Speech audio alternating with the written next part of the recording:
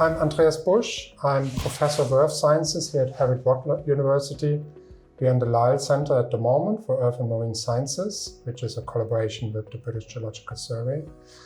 And I'm the co-director of that institute and also running the Geoenergy Research Group within the Lyell Center, where we are focusing on coupled processes related to several energy applications, mainly carbon capture and storage, geothermal energy, hydrogen storage, but also hydrogen disposal in safe subsurface locations. I'm Zaid Jangda. I'm a postdoc in the Geoenergy group, and I'm working on also understanding subsurface processes during energy storage for hydrogen storage, also carbon storage in the subsurface, and nuclear waste storage as well. And as you can see, we are quite a bit laboratory focused, so we are trying to reproduce the subsurface in our laboratories to focus on geomechanical, hydrological, geochemical,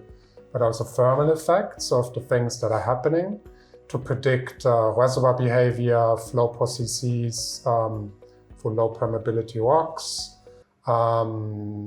and the efficiency of the use of the subsurface for energy applications in general. I came to Heriot-Watt in 2016 when the Lyell Center was pretty much just opening, so it's a fairly new global research institute on Heriot-Watt campus. It is the first global research institute in Heriot. I came to Heriot-Watt, so we pretty much started with an empty lab, and then built that up over the years. I came to Heriot-Watt, for the Lyell Center, which is more geoscience focused. I'm a geologist by background, but coming from industry, I had a strong desire of integrating basically the observations that we are doing in the laboratory or from field work with upscale modeling, which sits rather with the engineering side of Heriot-Watt. And next door is the Institute of Geoenergy Engineering. And our research is strongly interlinked with them to make that a geoscience engineering kind of research, which gives you pretty much the added benefit of making that more applied to begin with. So we're bringing in a lot of industry partners for our research. And we are moving toward higher technology readiness levels that we need to actually progress the sort of engineering kind of working on. And so far that has been working really well. So very happy here at Heriot-Watt and within basically these two institutes. The PhD project attracted me to Heriot-Watt University. It was one of the first projects actually worldwide where we were studying hydrogen storage in subsurface rocks. So we are studying how hydrogen can flow inside tiny pores of the rocks. The sort of technologies. Integrating flow experiments with imaging experiments for microcity. Yeah, Heriot-Watt being in Edinburgh in a lovely location is also one of the key things that attracts people here. One of the reasons also I like the location, I like the people I work with. So the group overall and Heriot-Watt overall has been a really good experience over the past few years for me. Working with subsurface rocks and fluids is challenging as the subsurface is at high temperature and pressure. So any experiments that you want to do in the lab, you want to mimic the subsurface environment. So for that, you have to create that environment in the lab, which is challenging. So you have to have equipment that can have that temperature and also that pressure.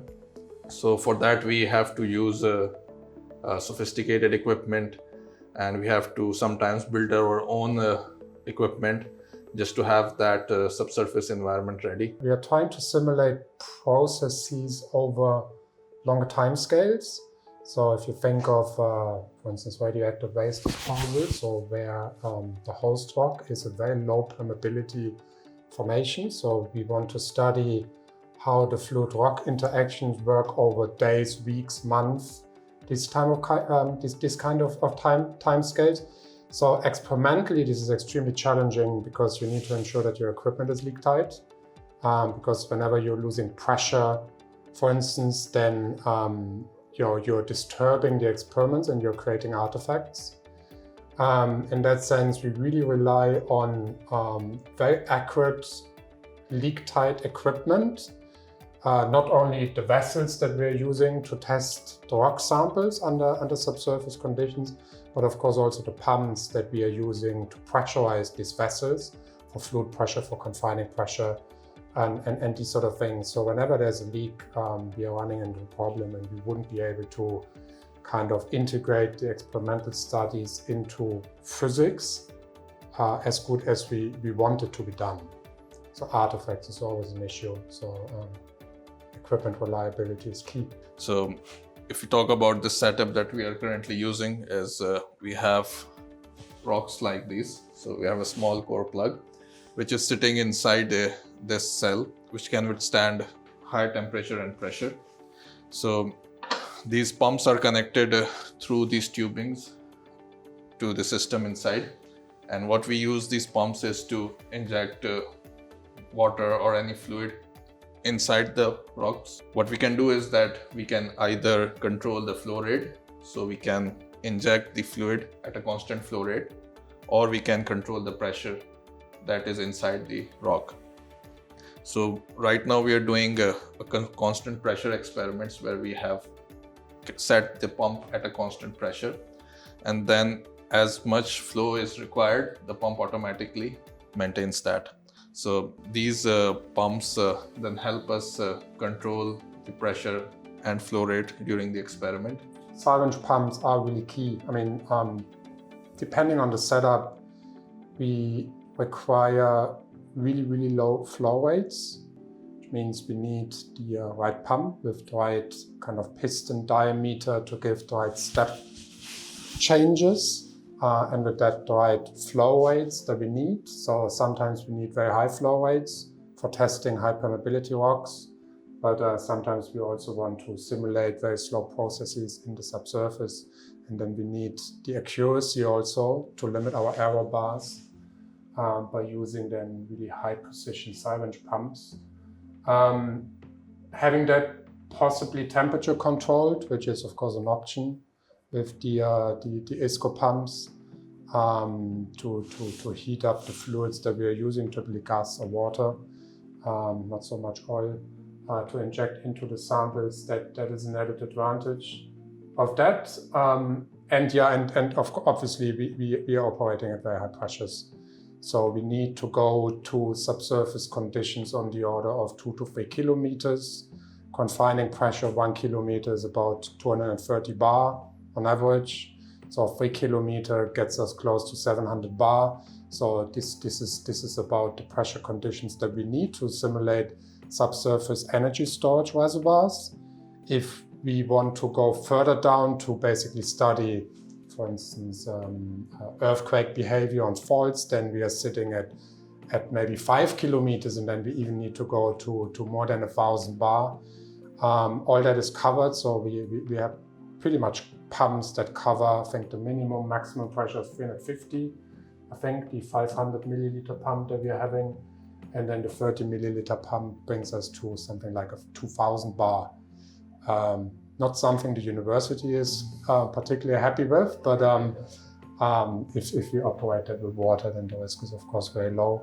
And of course the pumps have been rated to that pressure, so that gives us confidence in the safety of it. We are clearly choosing Teledyne ISCO pumps because they very much fulfill, first of all, that's the key thing, they fulfill the requirements that we need for our lab tests in terms of pressure rate, range and flow rates that we can use, that we can temperature control them, and that they are typically leak tight, right? So that's of course the main reason. Price-wise, very much competitive with others, which is also a very big added benefit. But another big reason is probably that they're very easy to operate, really. We can put, I think, 4 pumps to 1 control unit, which is relative. So I mean, it also reduces the footprint of the pumps that we need. And typically in a lab environment, you see it on that table. It's good to have that pump on the table, but if you would need 1 control unit per pump, then that is just space, right? And then you need to build things to make that all work. They're also fairly easy to integrate with software, LabVIEW, for instance, what we use, which is very important. So you want to integrate the pump into automation of your experiment, especially if you do long-term testing. I mean, if the measurement takes 5 minutes, no one cares. But if the measurement takes like days and weeks, maybe months, and only every now and then you're changing a parameter like pressure or flow rate, then ideally you want that to be automized, and then you require ISCO integration into your laboratory control software. So all that is a very good package. In general, it's very, very, very good pumps, and we are very happy with that. Oh, I forgot something, and this is, we are working with partly corrosive fluids, so high salinity brines, CO2 saturated fluids. So naturally, pumps would corrode or the sealing would degrade. And then it's of course very important that when that is happening, that you don't have to throw away your pump and buy a new one. So the thing you want to do is basically change the sealings, for instance, and ideally do that yourself. And this is something that Teledyne offers, which gives us at least the opportunity to do some sealing, cost-limited maintenance of the pumps. And I'm working with Teledyne pumps now for the past 25 years, I think. That was already there 25 years ago, and that is really good. Main point is that they're easy to operate, and I mean, in my previous lab there were pumps which were 40 years old and they were still working. So they have that history as well, where you know that these pumps last long, and as Andreas said, that you don't just have to throw them if anything goes wrong. You can just replace the seals and probably they are just as new. So yeah, controlling them through software is also one of the key features that it offers, and we can easily control them and set them, and they automatically work. Now, just to give you an example of the sort of work we are doing with ISCO pumps. So this is the Harper's flow bench. It's relatively unique in the world as it can simulate rock behavior for thermal effects, geochemical effects, hydromechanical effects, and everything at the same time on 4 different pressurized vessels that run in parallel. Can operate that under subsurface temperature, pressure, and stress conditions with pretty much triaxial stresses you can apply for LVDT in the axial direction. You can go for radial mechanical effects. We can test permeability, and we can take the sample cell out, put it into the micro CT scanner, get it scanned to see any rock structural changes, then put it back in. The sample isn't changing its location, it will remain stressed within the metal sleeve, and we can continue the experiment, which is very unique. So the sort of things that we are testing here is long-term flow effects and mechanical effects for instance, hydrogen storage, so cyclic pressurization of reservoir rocks, and to see how the mechanical properties are changing. You can also change long-term flow effects for low permeability rocks, creep effects, how that is changing over timescales of weeks and maybe even months, and all these sort of things. So really very much designed to run over timescales of months, maybe longer, as long as the PhD students are patient.